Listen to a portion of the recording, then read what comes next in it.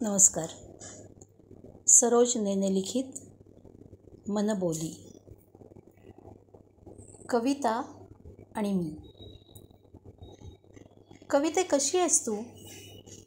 ऋषीमुनींच्या वेदांची, ऋचांची प्रतिभा का?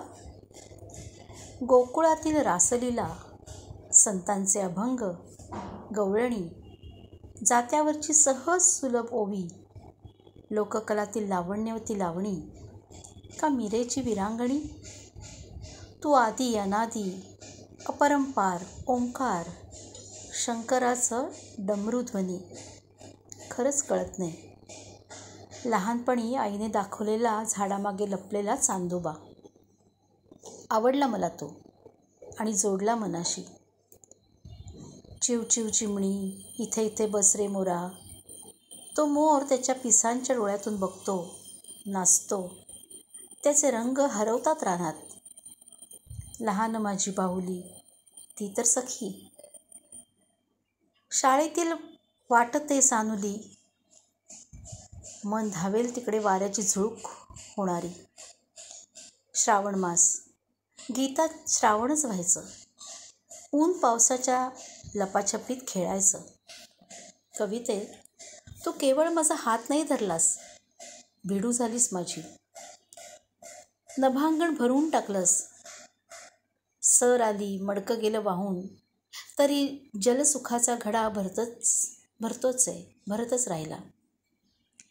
गंगा, गोदा, यमुना, नर्मदा, साऱ्या जलदैवतातून तू जीवनदायिनी झालीस. त्यातही तू निरंतर वाहणारी. तुझे शब्द गाऱ्या गाऱ्या भिंगोऱ्या. सागर लाटात गाजत तू आलीस आणि आकाशाच्या विराट गोलात गहनही झालीस. धरती मातेच्या कुशीत कानात बोलतेस. तारुण्याच्या घुसळतं वयात वेगळीच नशिली. हृदयी प्रीत जागते, जाणता अजाणता जाणवतं. सारं जग विसरून त्याच्यात विसावते. सजण दारी उभा दिसताच काय होतं कळत नाही. कुणीतरी यावं वाटत राहतं. अंधळी असून तिला तो दिसतो. स्वरगंगेच्या काठावर भेटतो अनेक जन्मानंतर. मिठीत तुझिया विश्वाचे रहस्य उलगडतं. वयानुसार देह बदलतो, पण तू मात्र रोज नवी काट टाकतेस. तुझ्या रंगरूपात बुडलं की सारे पदर अलवार उलगडले जातात. मी निशब्द.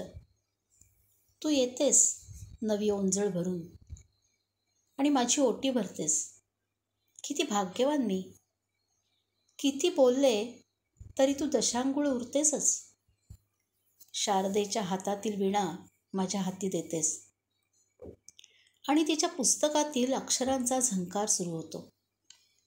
सांजेला हुरहुरती, पहाटेला धुक्यात न्हातेस.